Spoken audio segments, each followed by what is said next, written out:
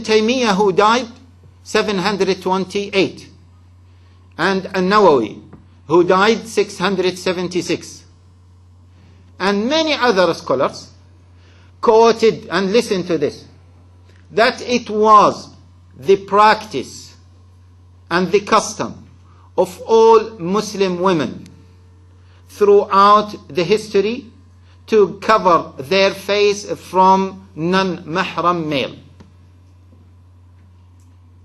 It was the common practice of Muslim women throughout the history to cover their face from non-mahram men. This was the practice of all Muslim women. Now, can we say that it is, this is the practice, or this was the practice of Muslim women in Saudi Arabia? At that time there was no Saudi Arabia. It was in the peninsula. In Egypt, in Pakistan, in Iraq, in Yemen, in these countries. Now all of them are doing this as a matter of culture. Okay, we accept that it is the Pakistani culture, but again it is the Saudi culture. Okay, we accept that again it is it the Egyptian culture? It is impossible that all of them have that cultural thing. It is an Islamic thing. And if we consider that the other opinion is a very legitimate opinion, which is to uncover the face in front of non-mahram men, let me ask you a question. How can all Muslim women throughout 1300 years, except the last century, they used to cover their face, and they used to ignore the other legitimate opinion? How come? We need to question that. If the other opinion is legitimate, which is to uncover the face in front of non-mahram male, at least we should see that it was common that some Muslim women to cover their face and some other Muslim women to cover their face. Some of them cover, some of them do not cover. Why all of them used to cover their face? Why is that? This is a question. And sisters, I challenge anyone to quote any clear quotation that some Muslim women, some free Muslim women, used to uncover their face in any Muslim country in the Islamic history. I challenge anyone to quote any quotation to prove that. It was quoted that some slave women used to uncover their face. Yes, we accept that.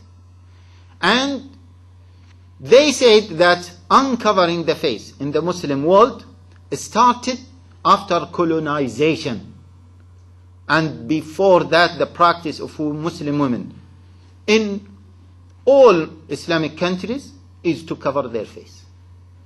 And I challenge anyone to prove the contrary of that. Don't give me any quotation, and many people are listening to this. Don't give me any quotation that implicitly means that yes, some of them used to cover their face. No, clear. Not that, okay, like the hadith of Al-Khathamiyya, the hadith of Saf'a Al-Khaddain, etc. This means that she used to uncover her face. No, clear quotation. Because I gave you clear quotations from number of scholars that Muslim women throughout Islamic history used to cover their face. That was clear. Al-Ghazali, Ibn Hajar Al-Asqalani, An-Nawawi, Ibn Taymiyyah, and others quoted that clearly. In order to balance that, leave alone, in order to negate that, we need clear quotations from scholars that it was the habit of some Muslim women to uncover their face in public or in front of non-mahram male. I hope that is clear. So No one can, after all of these proofs, no one can argue with the issue of niqab. Now, see, we don't want to get into what is your opinion with regards to niqab in this country, and is it a fard or is not fard. Sisters, in many occasions I said we don't want to get into that, because if I say that niqab is fard, they will say, well, but so and so believes that it is not fard. If we say, okay, let me quote those scholars who believe that it is fard, then some other people will say, let us quote the other scholars who believe that it is not fard.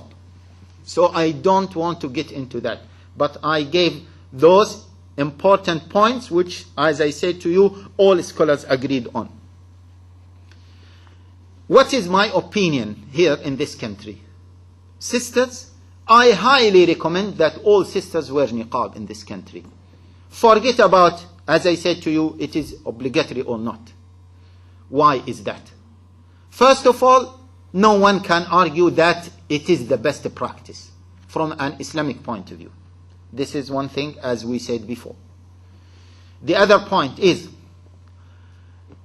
sisters, be careful. In this country we are struggling to preserve our identity as Muslims. And part of preserving the identity is to practice these practices that show our identity in public. So the public will get used to it. And let me ask you a question. And sorry to take more time, Sheikh. Now the issue of hijab. Don't you feel that the issue of hijab is becoming normal in this country? Huh? Why is that?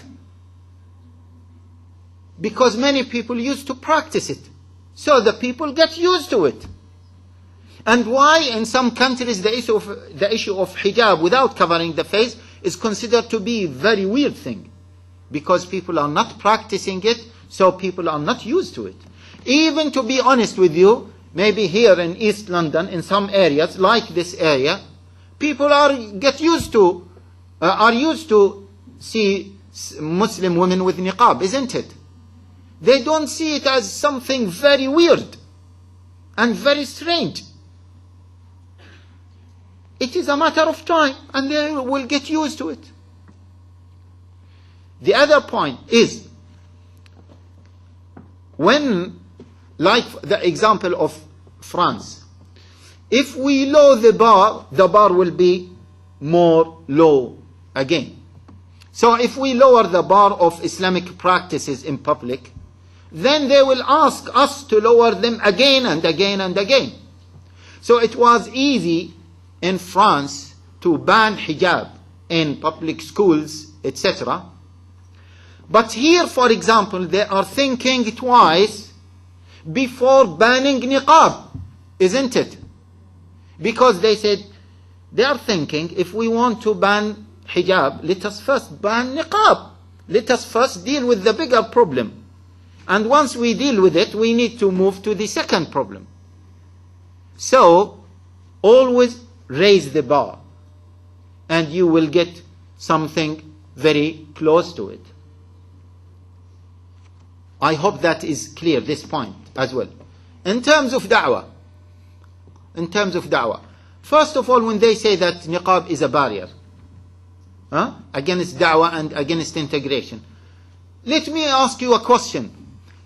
And be careful, sisters. Always we are thinking, while we have this inferiority complex, it is niqab is against integration. Then how do we defend this point?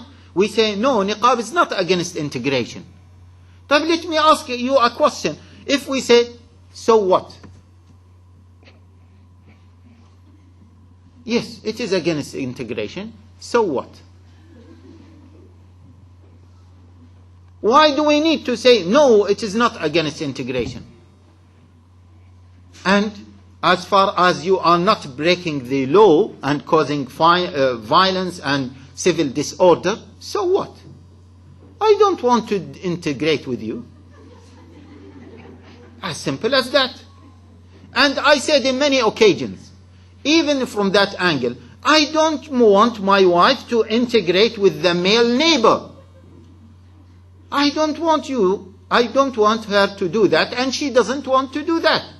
Are you forcing me that my wife integrates with the male neighbor?